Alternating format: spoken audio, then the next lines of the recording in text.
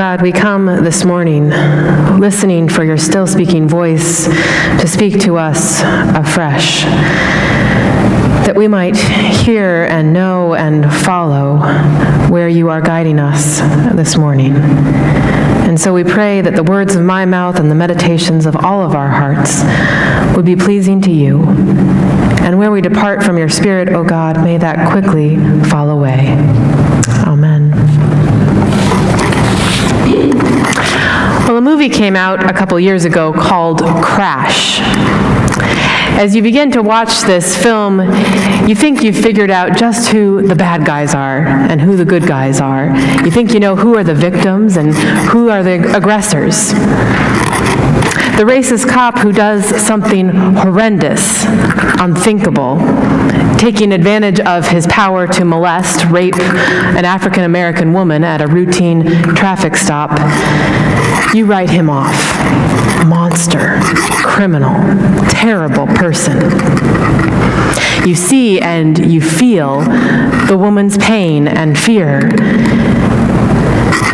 The film takes you into her home after this incident, and you see the continuing impact of that sexual violence in her life. It's not easy to watch her pain, but as the viewers, we're used to movies taking us intimately into the lives of victims and pulling on our heartstrings, pulling on that well of compassion within us. But this movie does something a little strange, something that doesn't happen in a whole lot of films. The movie turns the tables on us. We're not prepared for it. Suddenly we find ourselves in the uncomfortable intimacy also of that cop's home.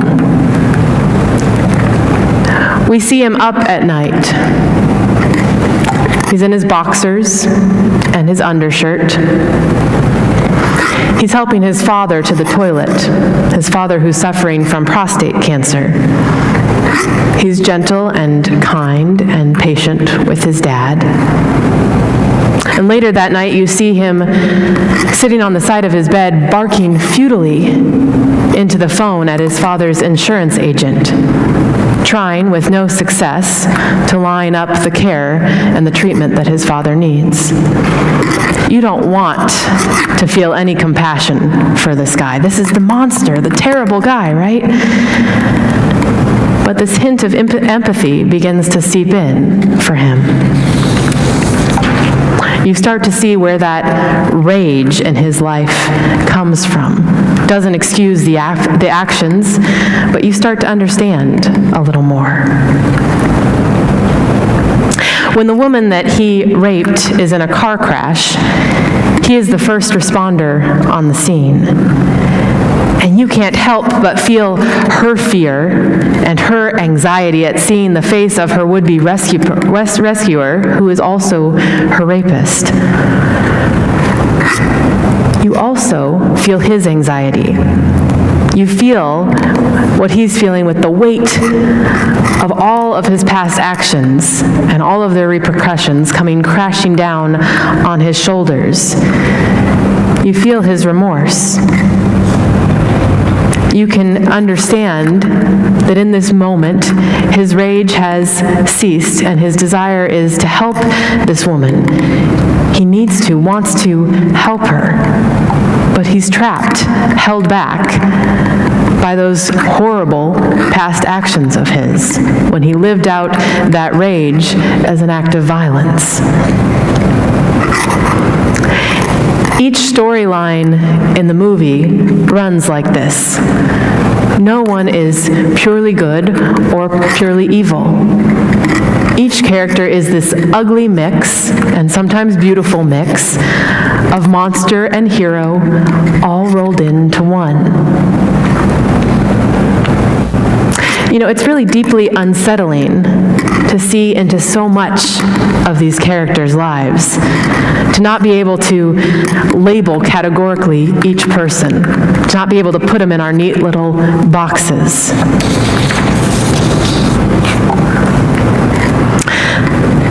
The Psalms read a little bit like journal entries. They're extremely one-sided. They don't take that view that the movie Crash does of the big view and being able to see all the characters. You see one perspective. God is called upon to smite our evil enemies and to pay attention to us. We are almost always the good guys in the Psalms, but occasionally we allow ourselves to be the bad guys when we own up to our own stuff. But then we beg for mercy and we expect it from our loving God. But the enemies in the Psalms very rarely get humanized. They very rarely get shown mercy. God is very rarely asked to be merciful to them. Psalm 139 has always been a favorite of mine, and perhaps yours as well. It's really beautiful and reassuring to think of God knitting us lovingly together in our mother's wombs, forming our inward parts. It's extraordinarily comforting, isn't it, to think of God beholding us? Have you ever seen the way a new parent beholds their infant child? Utter enchantment, right? Utter enchantment, mesmerized. Someone once told me that's how God beholds us. It's a beautiful image.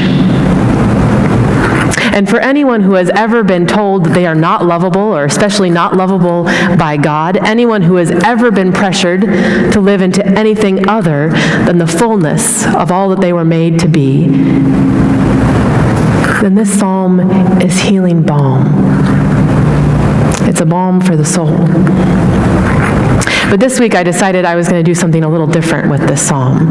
In my own prayers and meditations around this psalm, I decided I was going to flip it completely on its head, just like that movie Crash does. And so I want you to do this with me. I want you to think of the person or persons who you would consider your enemies. Think of the person or the people who you think are living about as far from God's heart and God's will as possible. Think about those people that you would consider total and complete monsters, the bad guys. Picture that person or those people in your mind. I wonder what part of their story you have missed or don't know. And now I want you to imagine God whispering to them, I have searched you and known you. I know when you sit down and when you rise up. I discern your thoughts from far away. I search out your path and your lying down. I am acquainted with all your ways. Even before a word is on your tongue, I know it completely. I hem you in behind and before I lay my hand upon you. For it was I who formed your inward parts, I who knit you together in your mother's womb. You are fearfully and wonderfully made. Wonderful are my works that you should know full well. Your frame was not hidden from me when you were being made in secret, intricately woven in the depths of the earth. My eyes beheld your unformed substance.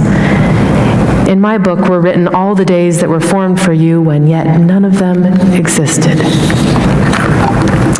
If you're closing your eyes, go ahead and open them.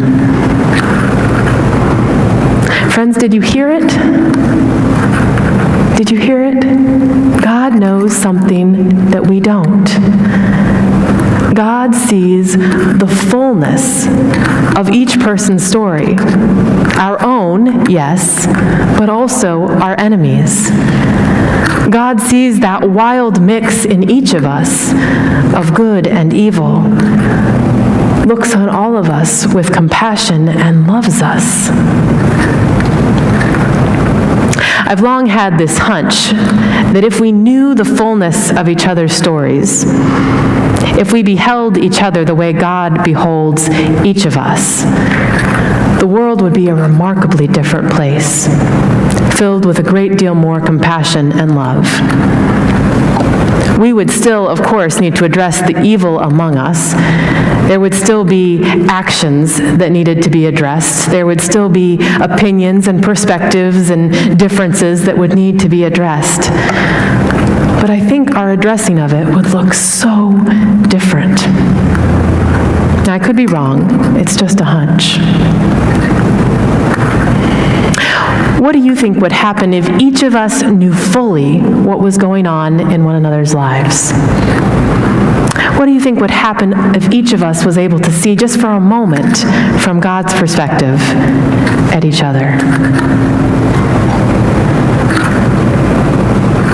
The Cleveland Clinic made a video a few years back. It was designed to teach people in training about patient empathy. Let's go ahead and take a look at that. Rich, could you go to the next slide?